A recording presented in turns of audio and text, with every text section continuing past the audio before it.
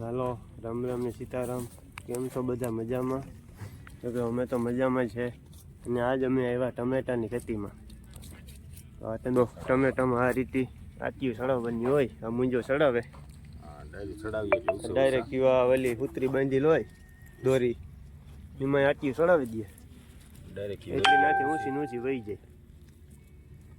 ખરેખર આ વસ્તુ આપણે ઇન્ડિયામાં કર્યા જેવી. આપણે પથ્થારા પડ્યા હોય ને આ લોકો જે આ રીતના દોરીઓ બાંધી ને ઊંચા વહેલા સડાવી દે. ટમેટા ને લોંગું આવે કોઈ કીએ એવી હા ઊંચી થાય ત્યાં સુધી થાય ટમેટી, ત્યાં સુધી મારા ખંભા બરોબર. આપણે રીંગણીના જે કાયદેસર ટમેટા અને પાક આવે મબલક પાક આવે, કંઈ ઘટે નો. આ તો આજે શરૂઆત છે એટલે આમાં કંઈ નથી વિડીયોનો મેળાવે ને. હું પાછો ફ્રી થાય ને જો એવો વિડીયો બનાવી જે મોટી ટમેટી છે એમાં કેવો ફાલ છે અને કઈ રીતે છે એ બધું. ત્યાં વિજય અમારે જો અટણમાં ચશ્મા બસમાં સડાવે ને તારે જામે ગો.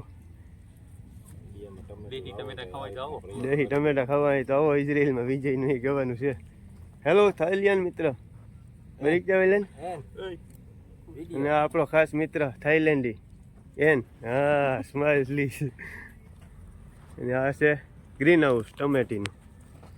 આ કોરા એવડું છે. હા એવડું હંભો ઓલી કોરા છે જબરું ખેતર. હા નજીર નથી પૂગતી ના સુધી છે ખેતર.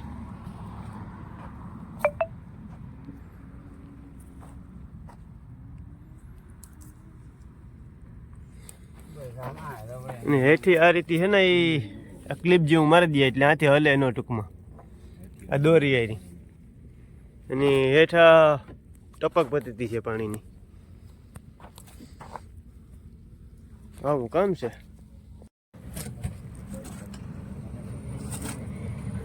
ટમેટી, ઇઝરાયલી ટમેટી.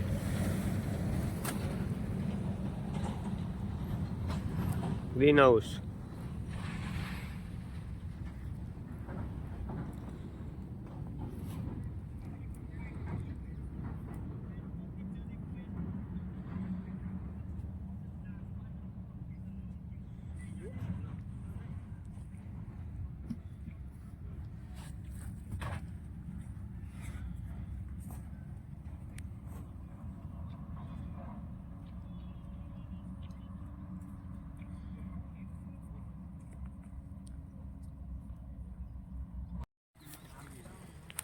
ઇઝરાયલની ટમેટીઓ. હા માટે મોજમાં આવે કો ગરમીનો. હોય જાવ જો ગરમીની બહુ મજા નથી આવતી આ માટી કે તરીકો બહુ પડે. ફેક્ટરી કોરથી પેક છે ને ગરમી બહુ થાય ક્યાંથી પવન નથી આવતો. હા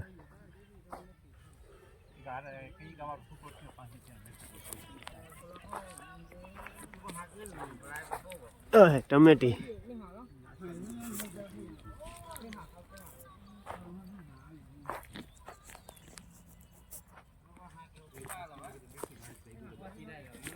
ફરતી કોરથી પેક હોય ક્યાંયથી પવન ની આવે નહીં તમારે.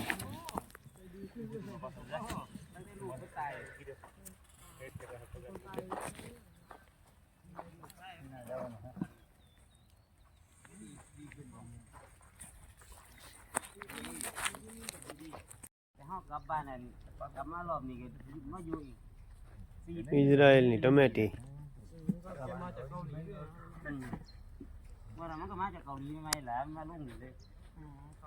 હા ઇઝરાયલની ટમેટી આ રીતે ઊંચી ચડાવે. આ ડાયરેક્ટ કાપે ને માટીઓ.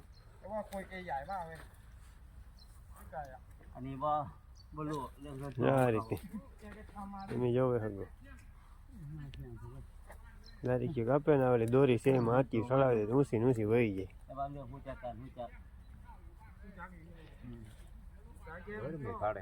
ગરમી બહુ થાય બીજું કઈ વાંધો નથી. કામ હેલું હે,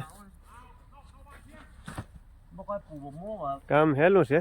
કામમાં બહુ કઈ નથી. આ હાવ પુપીરથી બધું અહીં નો માંડવા બાંધ્યા હોય ગ્રીન હાઉસ એટલે આમાં છે ને ગરમી બહુ થાય. બાકી હું કઈ બીજો વાંધો નથી. કામ તો ફોરું છે.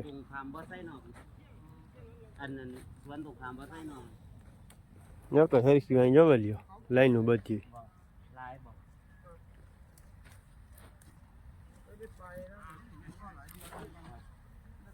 ખેતરી જબર પીડ્યું.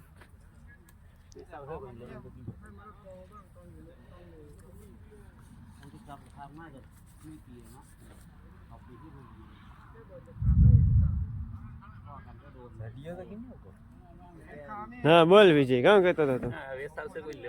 વિજયની ટમેટાનું ખેતર વેચવાનું છે, કોઈને લેવું હોય તો ઇઝરાયલમાં. થોડાક મહિના પછી, લગભગ 2-2.5 મહિના પછી આમાં ફાલી આવી જાય, કમ્પ્લીટ ઉતરવા માંડી છે. જો એવડી એવડી ટમેટી છે તો એમાં ફૂલ મીંડા ઉગડવા. જો ફૂલ તોડે ને દેખાડે.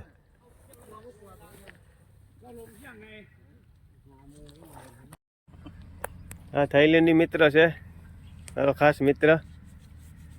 સ્માઈલ આપે ઈ. અને આ ટમેટાની ડાયરેક્ટ યુ કાપે.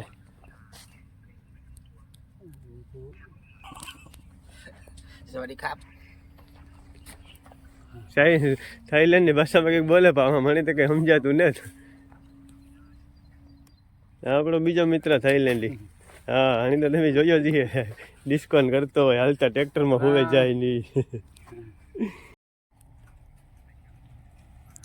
આ રીતના ઝીણી દારીઓ છે કાપવાની છે. દોરીઓ બાંધેલો ઉપર એમાં હે ને સાઈડમાં બીજી જે ડાયરી ફૂટે એ તોડે નાખવાની, મેન એ ખોટો હોય જવા દેવાનો. ફૂટી હોય ને એની તોડે નાખવાની. એ ખોટો સીધો ઉપર જવા દેવાનો. આવી દાયરી હોય ને, જે આવી દાયરી હોય કાપે નાખવાની અને આને આટી ચડાવવા દેવાની, એટલે આ સીધી વહી જાય ઊંચી દોરીમાં. હા જો હમત પૂર્યો. એક કારમાં 2 હોય, દેખાય ઉપર દોરીઓ બાંધી હોય એમાં. હા બધું થાય નહીં એટલે સુધી હમતની હાઈટ હે, હમતની હાઈટ જેટલી 6.5 ફૂટ જેટલી જાય ટમેટી. આ તમે જોવે શકો આખું ખેતર ટમેટીનું, બરાબર. આજે અમે લોકો આવ્યા છે, આ બધા અમારા ભેગા થાઈલેન્ડ એન ને અકેન, એમાં 2-3 જણા તમે કટક બટકનું આયોજન કરે રહ્યા. પાછું છે આમાં આ લોકો બધે જ આ રીતના મધમાખીનું પણ એ પણ આમાં રાખી દઈએ, પૂરણામાંથી રસ શું હોય આ તે, અને એમાં મધમાખી છે મધ ભેગું થાય એ પણ બોટલો ભરેલી. જ્યાંથી જેટલું ભેગું થાય એટલું ભૂકો મારે જ લઈએ. એમાં 1-2, 3 મૂકતા આવા મધમાખીના રાખેલ હોય.